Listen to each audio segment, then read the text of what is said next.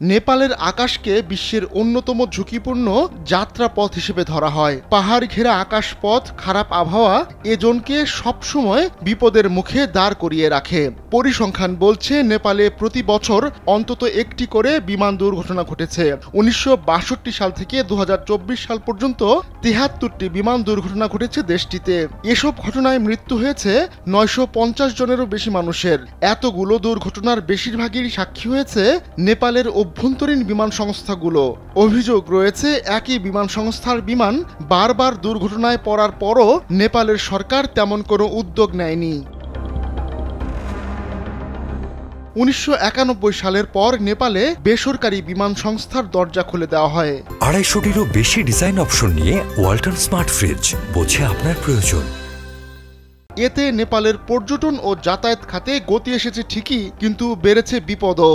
এতগুলো বিমান দুর্ঘটনার কারণ হিসেবে নিরাপত্তার গাফিলতি দায়ী বলে বিশ্বাস এভিয়েশন খাতের বিশ্লেষকদের। পাশাপাশি চালকদের অভিজ্ঞতার অভাব ও বিমানের রক্ষণাবেক্ষণের অভাবকেও দায়ী করা হয়। তবে যে বিষয়টি সবচেয়ে বড় বলে মনে করা হয় তা হচ্ছে নেপালের দুর্গম পাহাড়ি ভূখণ্ড ও প্রতিকূল আবহাওয়া।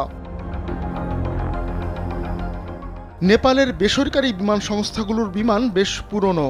অন্য দেশে বাতিল করে দেওয়া বিমান কিনে এনে সেখানে ব্যবসা করছে বলেও অভিযোগ উঠেছে। পাশাপাশি দুর্ঘটনার পর সঠিকভাবে তদন্ত না হওয়া, তদন্ত করে কারো গাফিলতি পেলে দোষীদের কড়া শাস্তি দেওয়া হয় না বলেও অভিযোগ রয়েছে।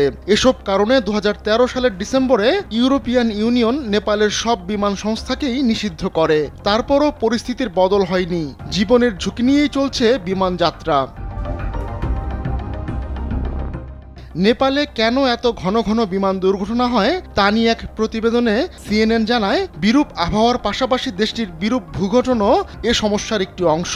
আর এসব কারণে ব্যাপক চ্যালেঞ্জের মুখে পড়তে হয় পাইলটদের। বিশ্বের সবচেয়ে উঁচু ১৪টি পর্বতের মধ্যে এভারেস্ট সহ ৮টি নেপালে অবস্থিত। ফলে পাহাড়ি এই ভূখণ্ডে বিশেষ করে প্রতিকূল আবহাওয়ার সময় পথ ঠিক রেখে উড়োজাহাজ চালানো কঠিন হয়ে পড়ে। উত্তর পূর্বাঞ্চলীয় নেপালের লুকলা শহরের বিমানবন্দরটিকে বিশ্বের অন্যতম বিপজ্জনক বিমানবন্দর বলা হয়, কারণ বিমানবন্দরটির রানওয়ে দুটি উঁচু পাহাড়ের ঢালে অবস্থিত। রানওয়েটি সোজাসুজি একটি গভীর খাদের কাছে গিয়ে শেষ হয়েছে। এই বিমানবন্দরে ২০০৮ ও ২০১৯ সাল সহ গত বছরগুলোয় একাধিক প্রাণঘাতী দুর্ঘটনা ঘটেছে।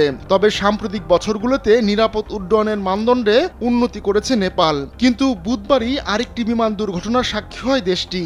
এদিন কাঠমান্ডুর ত্রিভুবন আন্তর্জাতিক বিমানবন্দরে ১৯ জন আরোহী নিয়ে বিধ্বস্ত হয় একটি বিমান। আহমদুল্লাহ শিকদার, কালবেলা ডেস্ক।